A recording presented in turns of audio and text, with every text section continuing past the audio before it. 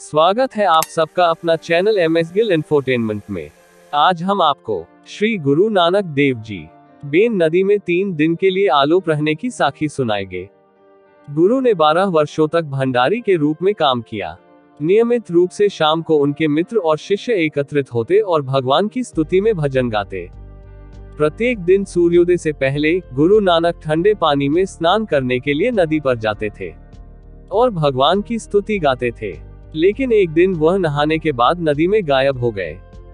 उनके कपड़े अभी भी नदी के किनारे पड़े हुए थे, लेकिन गुरुजी का कोई निशान नहीं था। उसके दोस्त नानक नानक कहते हुए ऊपर नीचे घूमते रहे, इस आशा के विपरीत कि वे उसे पालेंगे। उसके दोस्त चिंतित हो गए और उन्होंने खोजने की पूरी कोशिश की। उन्हें डर हो गया कि वह डूब गया है।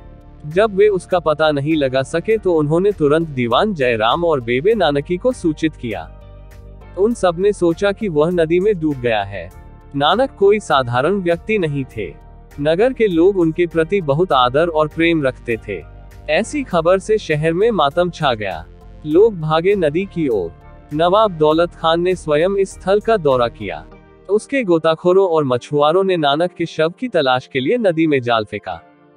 जयराम और उनके शिष्य दुख में आहें भर रहे थे, लेकिन बेबे नानकी शांत रही, क्योंकि उनका विचार था कि उनका भाई स्वयं भगवान था और कोई भी सांसारिक विपत्ति उसे नुकसान नहीं पहुंचा सकती थी। उन्होंने लोगों को सांत्वना देते हुए कहा, वह जीवित है और दोबारा आपके बीच आएंगे। बेबे नानकी की बात सच साबित हुई। तीसरे दिन गुरु नानक पुनः प्रकट हुए।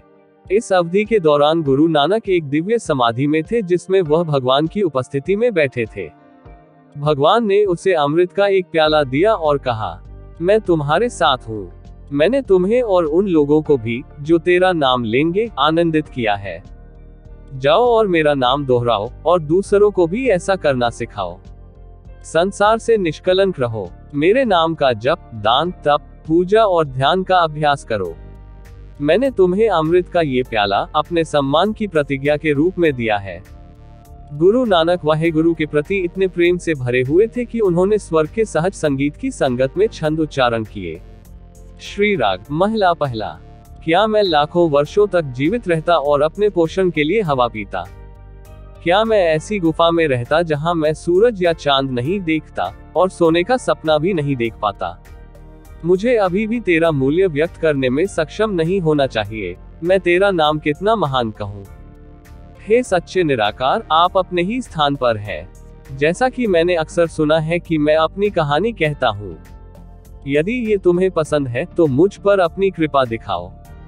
क्या मुझे गिरा दिया जाएगा और टुकड़े टुकड़े कर दिया जाएगा? क्या मैं ऐसा कर दूंगा? 1 मिली जमीन, क्या मैं आग में जलकर उसी में मिल जाऊंगा? मुझे अभी भी तेरा मूल्य व्यक्त करने में सक्षम नहीं होना चाहिए। मैं तेरा नाम कितना महान कहूँ। क्या मैं एक पक्षी बन जाता और 100 आकाशों तक उड़ जाता? क्या मैं मनुष्यों की दृष्टि से ओझल हो जाऊं और न खाऊं न पीऊं? मुझे अभी भी तेरा मूल्य व्यक्त करने में सक्षम नहीं होना चाहिए। मैं तेरा नाम कितना महान कहूँ। नानक, मेरे पास लाखों टन कागज थे और गहन शोध के बाद उन पर लिखने की इच्छा थी। क्या स्याही मुझे कभी निराश नहीं करेगी और क्या मैं अपनी कलम चला सकता हूँ? हवा की तरह मुझे अभी भी तेरा मूल्य व्यक्त करने में सक्षम नहीं होना चाहिए। मैं तेरा नाम कितना महान कहूँ। इधर एक आवाज सुनाई दी, हे नानक, तुमने मेरी संप्रभुता देखी है। तब नानक ने कहा, हे महाराज, ऐसा क्या है जो मनुष्य कह सकता है, और जो मैंने देखा है उसके बाद क्या कहा या सुना जा सकता है? यहाँ तक कि निचले जानवर भी आपकी स्तुति गाते हैं। इस पर गुरु ने जप जी मूल मंत्र की प्रस्तावना कही। परमेश्वर एक ही है, जिसका नाम सत्य है, सृजनहार, भय और शत्रुता से रहित, अमर, अजन्मा, स्वयंभू, महान और प्रचुर। सच्चा व्यक्ति आरंभ में था। सच्चा व्यक्ति आदिम युग में था। सच्चा एक है, था, हे नानक, और सच्चा एक है भी होगा।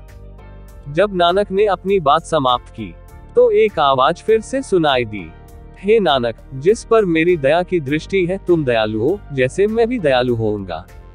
मेरा नाम भगवान आदि ब्रह्म है और आप दिव्य गुरु हैं। तब गुरु नानक देव जी ने एक भजन कहा। श्री राग महला पहला, घर चौथा। तू बुद्धिमान और सर्वज्ञ एक महासागर है।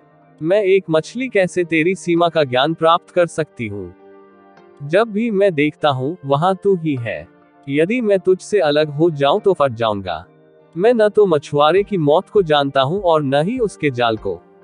जब मैं दुख में होता हूँ तब मैं तुम्हें याद करता हूँ। आप सर्वव्यापी हैं, यद्यपि मैं आपको दूर समझता था। मैं जो करता हूँ वह तेरा खुदा करवाया है। तू मेरे कामों को देखता है, तभी मैं उनका इनकार करता हूँ। मैंने तेरा काम नहीं किया या तेरा नाम नहीं लिया। तू जो कुछ देता है वही मैं खाता हूँ। तेरे सिवा कोई दूसरा द्वार नहीं है, मैं किसके द्वार पर जाऊं।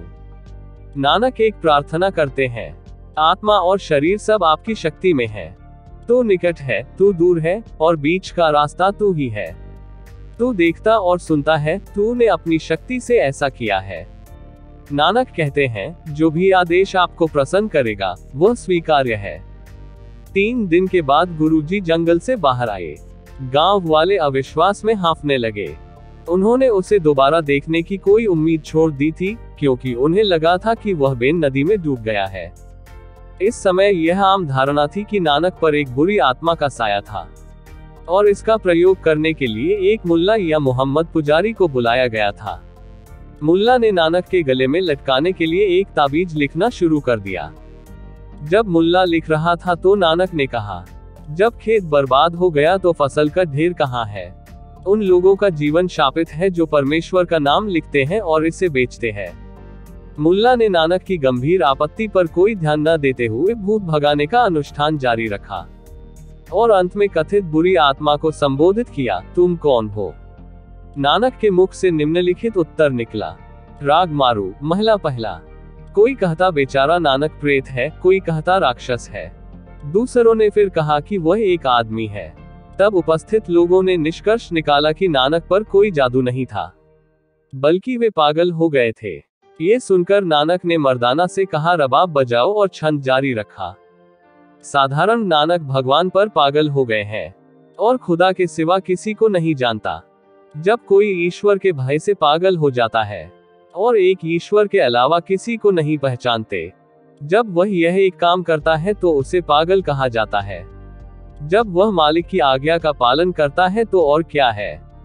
जब मनुष्य प्रभु से प्रेम करता है और अपने आप को निकम्मा समझता है, और बाकी दुनिया अच्छी है, उसे पागल कहते हैं। इसके बाद गुरु नानक ने धार्मिक वेशभूषा धारण की।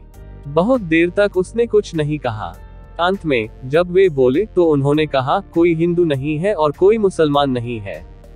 उस दिन से उन्होंने सभी को ये संदेश फैलाया कि सभी समान हैं, और भगवान उन्हें समान रूप से प्यार करते हैं, चाहे वे उनकी पूजा कैसे भी करें।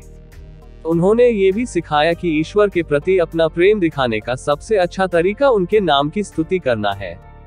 साखी सुनने के लिए सभी प्रिय मित्रों को धन्यवाद, और अधिक से ऐतिहासिक साखियां सुनने के लिए हमारे साथ बने रहें।